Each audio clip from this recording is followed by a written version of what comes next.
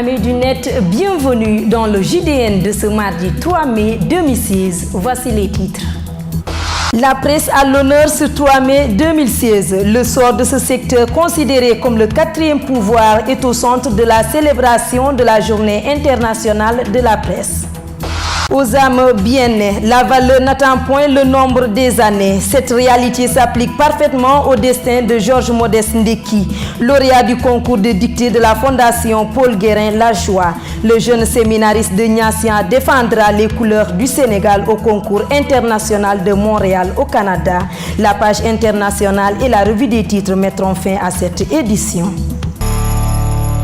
Ce 3 mai est célébrée la Journée mondiale de la presse proclamée par l'Assemblée générale des Nations unies en 1993.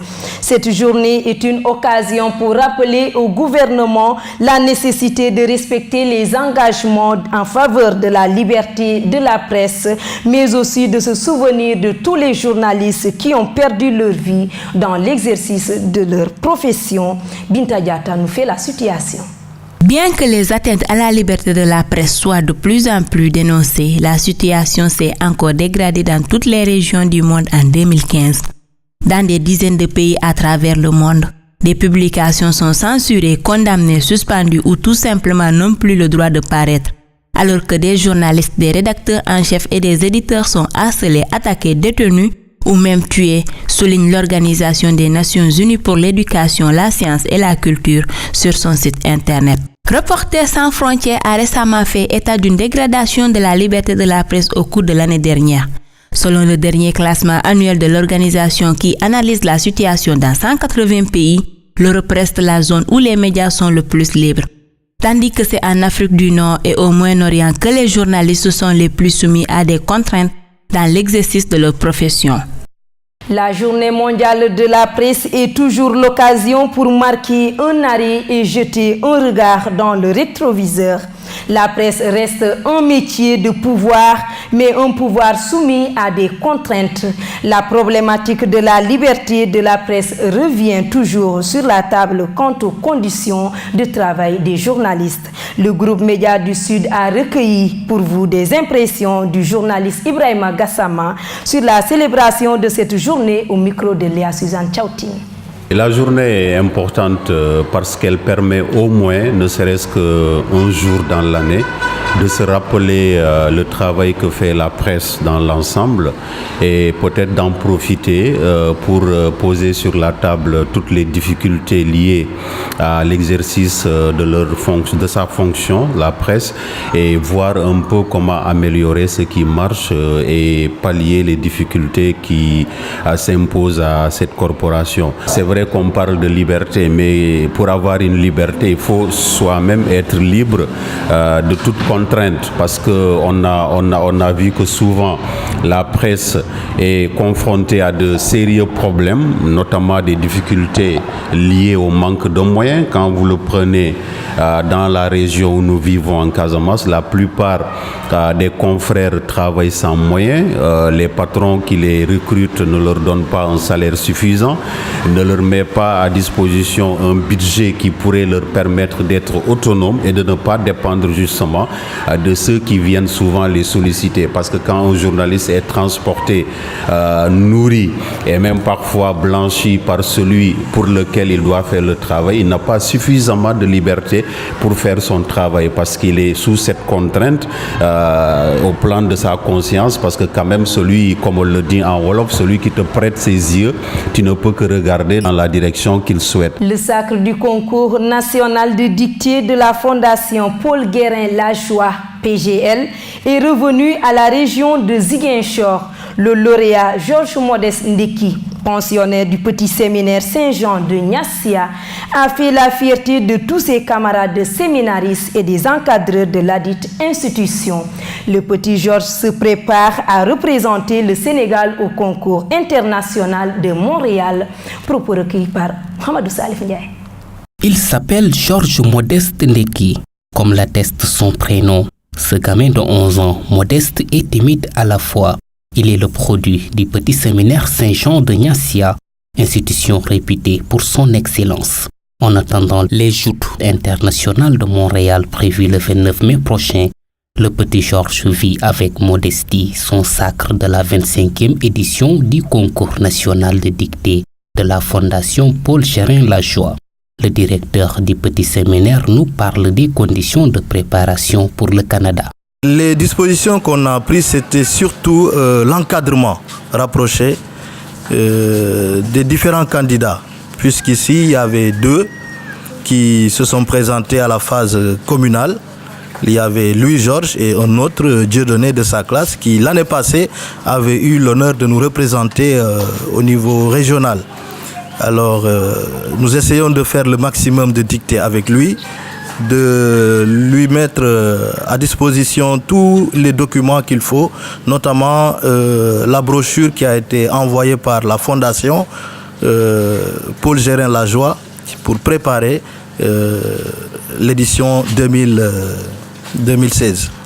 Cependant, le seul bémol est que le petit Georges risque de faire le voyage sur Montréal sans accompagnateur, vu que la prise en charge ne concerne que lui seul, d'où toute l'inquiétude de son directeur, qui lance un appel à toutes les bonnes volontés de faire un geste pour maximiser davantage les chances du Sénégal dans cette compétition internationale.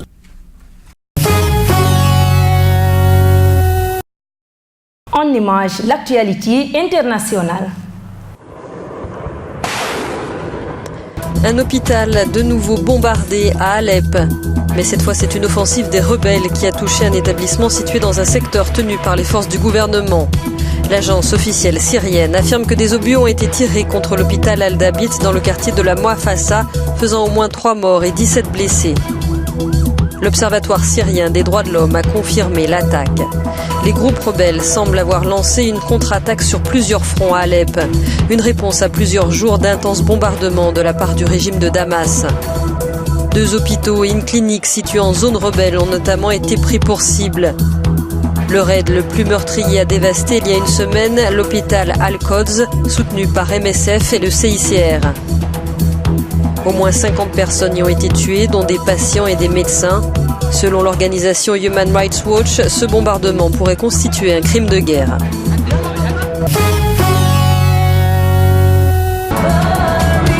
Après le drapeau basque, c'est celui de la Palestine qui provoque un incident diplomatique avec le concours Eurovision. Un brouillon de documents présentant les drapeaux interdits cette année pendant l'émission inclut celui de la Palestine. Le festival de chansons a en effet pour règle de bannir certaines bannières à caractère trop politique et de n'accepter que les drapeaux des pays membres de l'ONU. Pourtant, la Palestine, depuis novembre 2012, est membre observateur de l'organisation. Les autorités palestiniennes sont furieuses. Nous appelons la présidence de l'Eurovision à révoquer cette décision immédiatement et à présenter des excuses aux 11 millions de Palestiniens pour cette erreur grave, inacceptable et pleine de mépris. Dans un message envoyé à notre rédaction, les organisateurs de l'Eurovision s'expliquent sur cette politique des drapeaux et s'excusent auprès de quiconque pourrait en être offensé. Mais à la mi-journée ce lundi, il était encore impossible de savoir si le drapeau palestinien allait être finalement interdit lors du concours Eurovision. Nous accueillons Moussou Diédiou, c'est pour la revue des titres. Bonjour chers internautes et merci de nous rester fidèles pour la revue des titres de ce mardi 3 mai 2016. Sud Quotidien titre à sa une, avis de dégel dans le face-à-face Macky Sall le PDS, retrouvailles libérales sous condition. Moustapha Diakhaté APR, que le président Wade en soit l'initiateur. Babacar Gaye PDS, Macky s'est trompé de lieu et d'interlocuteur. Moussa Diaw, enseignant-chercheur à l'université Gaston Berger, le chef de l'État veut apaiser le climat politique. Prolongation du 1er mai chez les enseignants, les syndicats répliquent à la sortie de Macky Sall. Isra de Sangalkam, les pionniers de la Gouana dans l'incertitude. À la une du Populaire, appel de Macky pour les retrouvailles de la famille libérale, le PDS exclut tout compromis sur le dos des Sénégalais. Colère de la famille de Serigne Modou Bousso Dieng après la sortie de Cheikh Béthio, le ndigal du Khalif éteint le brasier. Serigne Sidi Maktar accorde son pardon au guide des Tiantakoun qui a présenté des excuses. Reprise forcée des travaux d'aménagement à Sacré-Cœur, Diène Farba déploie la police pour faire face à Barthélémy. Saisi de son appartement à Eden Rock par la CREI, Le tribunal ordonne son expulsion. Bibo Bourgi fait un recours. Retard des travaux d'aménagement de la place de l'Indépendance. Khalifa Sall renvoie la balle à Alioune Ndoye. Ziguinchor, après sa libération, mystère autour de l'enlèvement d'une fille. Stade, le quotidien du sport titre à sa une. Ligue des champions demi-finale retour. Atlético résistera-t-il à Bayern? Top 10 des défenseurs en Europe. Kalidou Koulibaly au 7e rang. Ligue 1, Cheikh Nguirane emporté par 2 défaites. Karim Sega Diouf nommé coach du Ndiambour. Cyclisme, Michel Thioub, promoteur du Tour du Sénégal. On n'a pas encore fait le travail nécessaire pour gagner. Nous terminons avec la une de Sunu Lamb. Eumeu Sène met fin aux rumeurs. Je n'ai jamais aidé Baye Mandione. Il y a des gens qui veulent diviser les lutteurs de Pikine. Je n'ai aucun problème avec Baboy. La lutte simple devance de loin celle avec frappe. Rien ne doit diviser le Sénégal et la Gambie. Moussa Ndoye tourne la page Lac Rose. Je ne veux plus de ce combat. Tolak au Niger, 3 au 8 mai, les 5 lions connus. C'est tout pour la revue des titres parvenus à la rédaction du groupe Média du Sud. Merci de nous avoir suivis, chers internautes. Quant à moi, je vous donne rendez-vous demain. Au revoir. La revue des titres met terme à cette édition. Merci de nous avoir suivis. On se retrouve demain sur www.gms.sn. Le groupe Média du Sud donne de la visibilité à la région Sud.